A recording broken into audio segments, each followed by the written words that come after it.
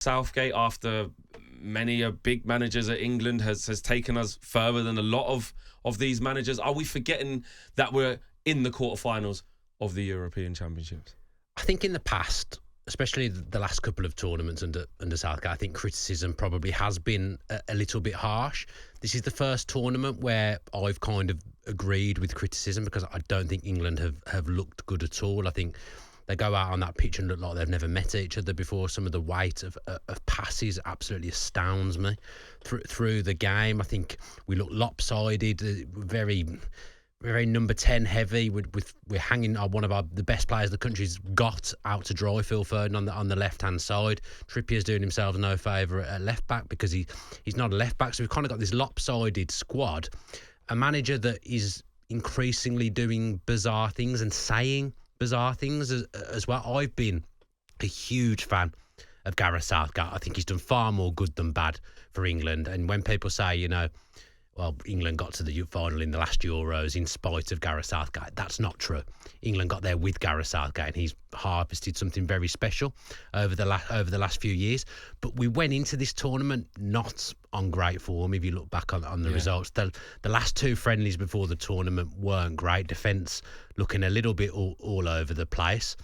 So then we've come into this tournament. He's refreshed the squad maybe a little bit too much, you would say, because you can say that because, when the time he's coming to making substitutions, he seems reluctant to bring certain players on. And I think there's some simple changes that we can make to that England team to make us a lot better, namely get Anthony Gordon in down that left-hand side. That's not me jumping on any kind of bandwagon. I've said that on this show before the squad was named, before a ball has been kicked, that if you don't have a left-back, you have to play an orthodox left winger, and Anthony Gordon will stay wide, run at people, frighten them, pin teams back, and will be a dangerous weapon for England. He says in the press, he says, I know I'm a handful. He's a confident boy, but he's not even coming off the bench. No. Even when we make a sub, it doesn't necessarily feel like it's the right one to suit that game. And, he said Ivan Toney was disgusted with him when he threw him on with 1 minute left. Ultimately, it's ended up working out, but there's just some strange things going on, and England aren't a good watch. And I get that results are more important than performances, but we aren't going to win this tournament playing like that. Not a chance in hell. It's going to be impossible. And for me, if I'm looking at what the biggest concerns are, it's a lot of the things what you just said there, and just the lack of balance. And I think we've been so fixated going into this tournament about having to fit all these players in. And that's not what he's done previously, Southgate. It's not what he's done previously, actually. And I think we've pivoted from that into we have another golden generation, or it feels like this generation's too good not to win anything. But I think that Gareth has been so fixated in trying to get these big names, these big players to all work, that the balance is just way off. And for me, look, I love the fact that Jude Bellingham is him. Like coming up with the clutch moment, the big celebration.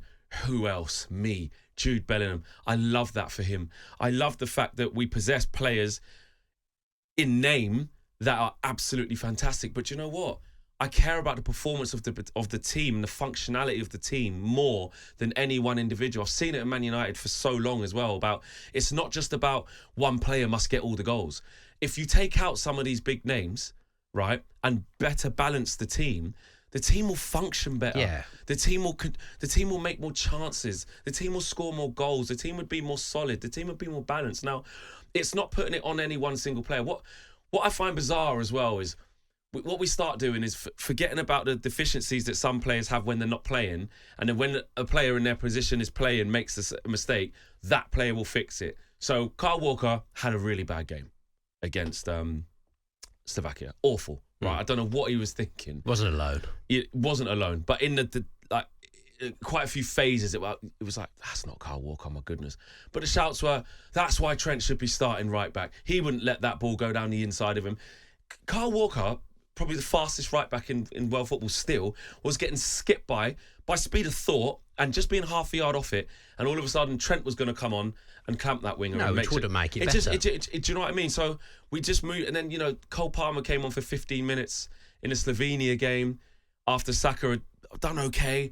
Oh, look what Cole Palmer's done. Drop Saka. And then Saka has to play 3 positions in the last game. And then Cole Palmer comes on and didn't do what he did against Slovenia. So we keep, as fans, and I put myself in this, we keep sort of moving the needle when ultimately the whole balance of the team is just way off. And when the bigger players aren't doing it, now you kind of got to put Jude aside, because when you do that in that moment of the game, you can't talk to him. You can't. But you can put it aside. But he's not playing well, is he? But he's not. That's my point. None of them are. How can not you playing have well? Foden not playing well, should have been taken off. Jude Bellingham. You can't take them all off. That's the problem. You can't. But at times of the game, it's like, come on, Gareth. What are you waiting for here? What? And the players that he's, like you said there, Anthony Gordon's a prime example. If you're not going to bring Rashford, if you're not going to bring Jack Grealish, which are your usuals, if you're not going to bring Raheem Sterling, you're going to go with this kid because he's had the better season.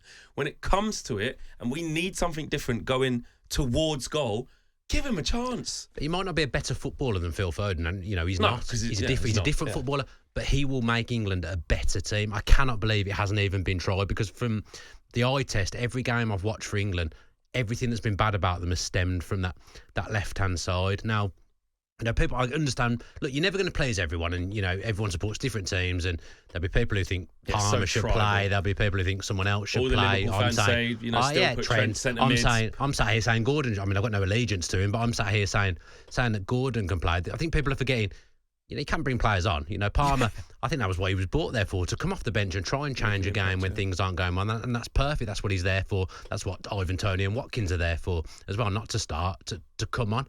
But I think Gordon is someone who can fundamentally make that team better. If you're playing Trippier left back, they've got a relationship because they play for the same club team.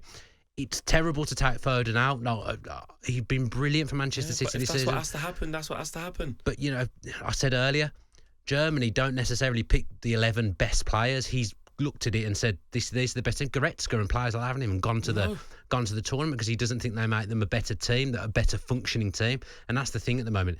I know they're not shipping loads of goals, but they're not really functioning brilliantly defensively, and they're certainly not functioning well going forwards. No. In terms of what we do against Switzerland, I've been having a little think about, especially if Trippier's out as well. Can we get Luke Shaw in there? Apparently he's back fit. Do you just chuck him in?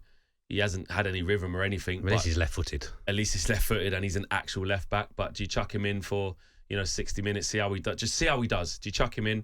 Do you put Saka at left-back? No, I find this Saka thing embarrassing. If Rashford was in the squad, you wouldn't play Rashford right-back. No. Why are we talking about playing Saka left-back? Is it because Saka has played there in his career before and done a good job at that? Left wing-back in a back three, that's very different to just being a left-back. Well, hear me out on this, Dan, because I'm thinking I would change the shape, me.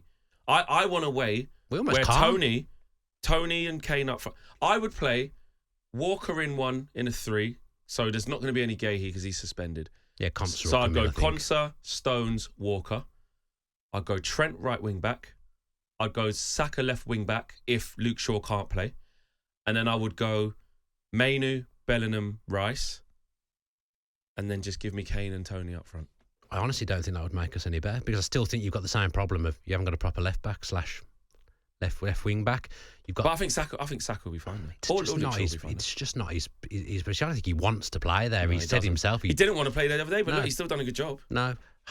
Saka's been a tremendous player for England over the last few years. Really came to the fore in the Euros, and then had a good World Cup as well, getting on the score sheet in the first game. I think it was. I haven't seen the best of him in this tournament, except for probably the first half an hour of the first game. We shouldn't be in a position where we're shoehorning players in now. So would you keep the same formation, and then what would you do at left back then if Trippier's injured? This is Joe Gomez, because at least he's played there. He's played football there this season. But then last round of friendlies, I thought he looked a bag of nerves. And I thought Chilwell was awful across the two friendlies.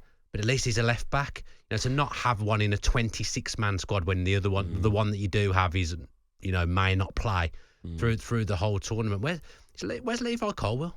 Is he injured? I think he got injured as well. I'm pretty sure. I'm sure he got injured towards the back end of the season. There's a real lack of options at left back, but it's causing a problem for the rest of the team. It really, really is. If you're playing Foden there ahead of a non proper left back, you ask him to hold width, and then he comes inside and he's getting in Kane's way, he's getting in Bellingham's way. He's played there for Manchester City, but it's completely different playing there for Manchester City than he is playing there for England at the moment. I think we'll agree on this as well. Just really two quick positives. Kobbie Mainoo and Mark Gahey. Yeah, but you know what? Gahey, I think he's done fine. I think he's he's tough shoes to. I think Maguire's a big loss actually for England. I really do think he's a big loss. But Gay is probably the player that we had the least expectation for going into the tournament. Yeah. I think he's just been okay. I don't think he's done anything spectacular, but because he's the one who we've got the lowest expectations for, he's the one who's getting credit. No, I don't know. I push back a little, but I think I'm not saying he's done badly. Yeah, I think in a really unsettled back four, when John Stones, I tell you what, Well, he's not played towards the end of the season. The left back next to him isn't a left back, Yeah, so true. he's got to worry about that. And the whole back four is not functioning. And then in midfield, it's chaos with no balance. You know, he picked up a yellow card in the last game to put him out because He's hurt his shoulder as well, hasn't he? You know, I think he's done incredibly well because he's coming from in his first major tournament as well. Yeah, but you know, you look at the personnel in this squad. It's lacking a few things, isn't it?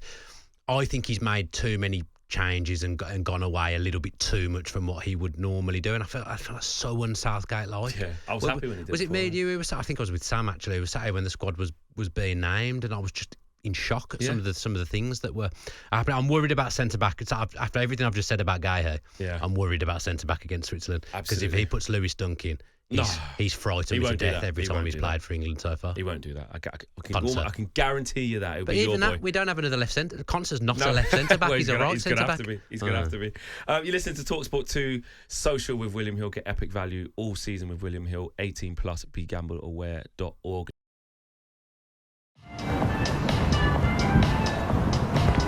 Was ist das? talkSPORT?